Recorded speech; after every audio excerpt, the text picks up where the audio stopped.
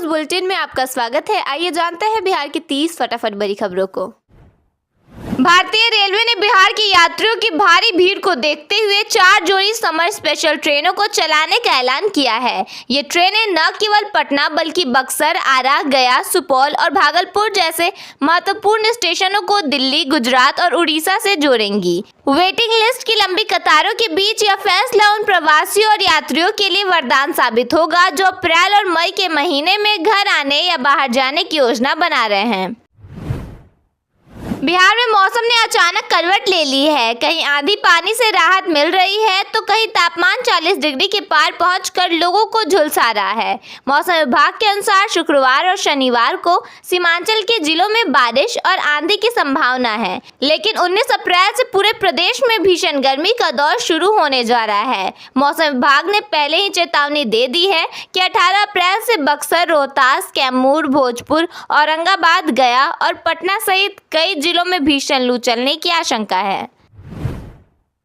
बिहार में सरकारी स्कूलों के शिक्षकों के लिए इस साल भी ट्रेनिंग अनिवार्य किया गया है। करीब 3.5 लाख शिक्षकों को प्रशिक्षण दिया जाएगा। मई से जिला स्तर पर कार्यक्रम शुरू होगा। इसका मकसद टीचिंग क्वालिटी में सुधार करना है। यह मॉड्यूल ऐसा होगा जो क्लास की जरूरतों के हिसाब से बनाया जाएगा। इससे शिक्षक बच्चों को और प्रभावी तरीके से पढ़ा सकेंगे। बिहार में जमीन मापी की प्रक्रिया को पूरी तरह ऑनलाइन कर दिया गया है, जिससे अब लोगों को सरकारी दफ्तरों के चक्कर नहीं लगाने पड़ेंगे। राजस्व एवं भूमि सुधार विभाग ने सभी जिलों में यह नई व्यवस्था लागू की है, जिसमें आवेदक बिहार भूमि पोर्टल पर ऑनलाइन आवेदन करेंगे। आवेदन के बाद जमीन की मापी 7 दिनों के भीतर कर दी जाएगी और 14 दिनों के अंदर उसकी रिपोर्ट भी उपलब्ध करा दी जाएगी। इस डिजिटल व्यवस्था से समय की बचत होगी, पारदर्शिता बढ़ेगी और लोगों को घर बैठे ये सुविधा मिलेगी। बिहार संयुक्त प्रवेश प्रतियोगिता परीक्षा 30 और 31 मई को होगी। आवेदन की अंतिम तिथि 5 मई है, जबकि एडमिट कार्ड 22 मई को जारी होगा। यह परीक्षा मेडिकल, इंजीनियरिंग, कृषि और अन्य व्यावसायिक पाठ्यक्रमों में प्रवेश के लिए आयोजित की जाएगी। बिहार की नई सरकार बनने के बाद अब सबसे बड़ी नजर कैबिनेट विस्तार पर टिक गई है। पश्चिम बंगाल विधानसभा चुनाव की व्यस्तता खत्म होते ही मंत्रिमंडल विस्तार को अंतिम रूप दिया जा सकता है, जिससे सरकार की दिशा और गति दोनों तय होंगी। बिहार के कई जिलों में शुक्रवार की सुबह अचानक जेलों में बड़े पैमाने पर छापेमारी और निरीक्षण अभियान चलाया गया। प्रशासन की संयुक्त कार्रवाई ने जेल परिसरों में हलचल मचा दी है। कहीं घंटों सर्च ऑपरेशन चला तो कहीं संदिग्ध सामान भी बरामद हुआ। इस पूरे अभियान का मकसद साफ था, जेल की सुरक्षा व्यवस्था को परखना और किसी भी तरह की गड़बड़ी को तुरंत पकड़ना। बिहार में आम जनता और सरकार के बीच सीधा संवाद एक बार फिर शुरू होने जा रहा है। मुख्यमंत्री सम्राट चौधरी ने जनता दरबार कार्यक्रम को दोबारा शुरू करने का फैसला लिया है। यह वही मॉडल है जिसे पूर्व मुख्यमंत्री नीतीश कुमार के कार्यकाल में काफी लोकप्रियता मिली थी। बिहार के मुख्यमंत्री सम्राट चौधरी को जान से मारने की धमकी मिली है। आरोपी को गुजरात के सानंद से गिरफ्तार कर लिया गया है। अब उसे बिहार लाकर पूछताछ की जाएगी। पुलिस मामले की गहराई से जांच में जुटी है। बिहार में पश्चिमी चंपारण के बगहा से एक सरकारी स्कूल का वीडियो सोशल मीडिया पर तेजी से वायरल हो रहा है, जिसने शिक्षा व्यवस्था पर गंभीर सवाल खड़े कर दिए हैं। वीडियो में बच्चों से काम कराए जाने के आरोप सामने आए हैं, जिसके बाद शिक्षा विभाग हरकत में आ गया है और जांच की बात कही जा रही है। नीतीश कुमार को दिल्ली के लुटियन जोन में टाइप 8 श्रेणी का सरकारी बंगला आवंटित किया गया है। यह बंगला वीवीआईपी क्षेत्र में स्थित है, जहां कई बड़े नेताओं के भी आवास मौजूद हैं। नीतीश कुमार के नए आवास से लगभग 150 मीटर की दूरी पर केंद्रीय गृह मंत्री अमित शाह का निवास है, जबकि करीब 100 मीटर के दायरे में कांग्रेस नेता राहुल गांधी का भी सरकारी आवास स्थित है। बिहार में शराबबंदी कानून को लेकर एक बार फिर सियासत गर्मा गई है। सत्ता पक्ष के विधायक ही अब इसके नुकसान गिनाते हुए इसे खत्म करने की मांग कर रहे हैं। उनका कहना है कि इससे अवैध कारोबार बढ़ा है और राज्य को राजस्व का भारी नुकसान हो रहा है।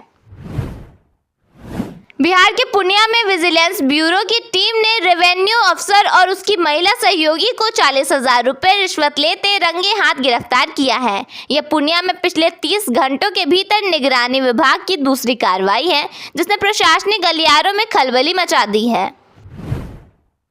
हथुआ जीएनएम स्कूल में पढ़ाई के दौरान छात्राओं की शादी पर रोक लगा दी गई है। आदेश के अनुसार नियम तोड़ने पर नामांकन रद्द कर दिया जाएगा, जिससे छात्राओं में चिंता और असमंजस का माहौल है। नेपाल सरकार ने भारतीय नंबर प्लेट वाले वाहनों के लिए नए सख्त नियम लागू कर दिए हैं। अब नेपाल में प्रवेश से पहले भंसार अनुमति और दैनिक शुल्क अनिवार्य है। 2 पहिया के लिए 100 रुपये, 3 पहिया के लिए 400 रुपये और 4 पहिया के लिए 600 रुपये प्रतिदिन शुल्क है। नियमों के उल्लंघन की स्थिति में न केवल आर्थिक दंड लगाया जाएगा, बल्कि वाहनों को स्थायी रूप से जब्त भी किया जा सकेगा।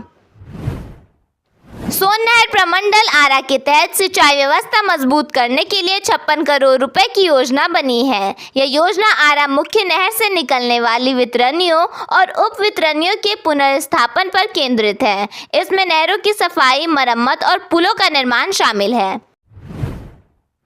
भोजपुर में भीषण गर्मी और लू की आशंका के चलते बिहार स्वास्थ्य विभाग ने अलर्ट जारी किया है। जिले के सभी सरकारी अस्पतालों को विशेष तैयारी के निर्देश दिए गए हैं, जिनमें लू मरीजों के लिए समर्पित वार्ड, 24 घंटे डॉक्टर, पर्याप्त दवाइयां और एम्बुलेंस सेवा शामिल है।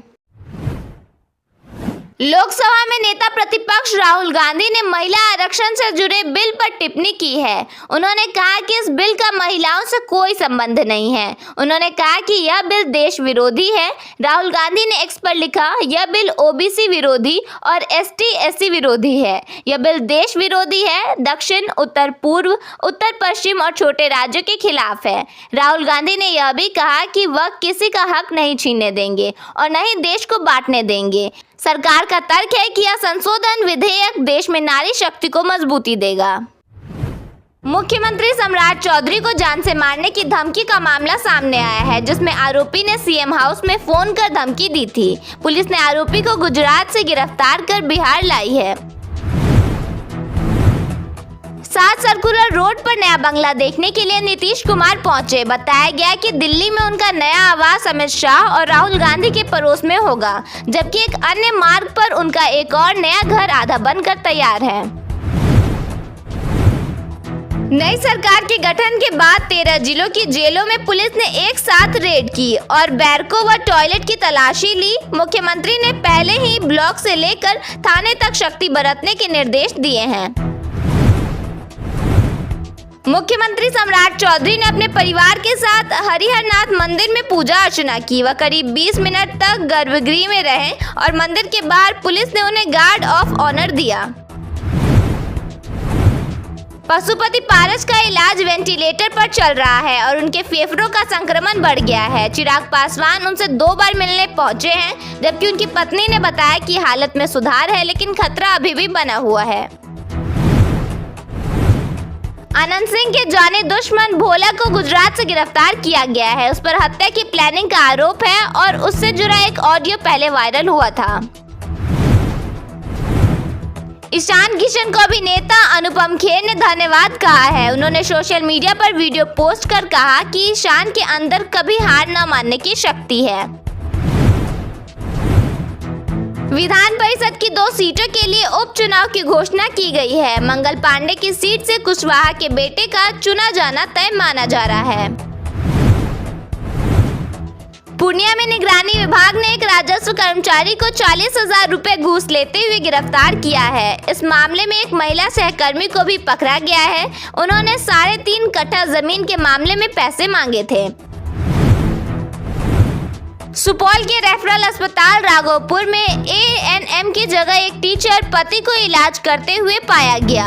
इस घटना का वीडियो वायरल हुआ है, जिसमें लोगों ने आरोप लगाया कि वह जख्म पर टाके लगा रहा था। नोएडा हिंसा के मामले में बिहार के 2 लोगों को गिरफ्तार किया गया है। बताया गया कि जमशेदपुर NIT का एक छात्र इसका मास्टरमाइंड है और पूरी गतिविधि पाकिस्तान से संचालित हो रही थी। किशनगंज के पूर्व थाना अध्यक्ष अभिषेक कुमार रंजन को सस्पेंड कर दिया गया है। आय से अधिक संपत्ति के मामले में ईओयू ने उन्हें तलब किया था और उनका संबंध निलंबित एसडीपीओ से भी बताया गया है। भागलपुर में एक युवक अपनी गर्लफ्रेंड से शादी की मांग को लेकर मोबाइल टावर पर चढ़ गया। वह करीब 6 घंटे तक 100 फीट की ऊंचाई पर रहा और तब नीचे उतरा जब परिजन दूसरी लड़की को प्रेमिका बनाकर वहां लाए। आज बिहार के अररिया, किशनगंज, पूर्णिया और कटिहार में बारिश के साथ आकाशीय बिजली गिरने का अलर्ट जारी किया गया है। साउथ बिहार और दक्षिण पश्चिमी जिलों में लोगों को भीषण गर्मी का सामना करना पड़ेगा।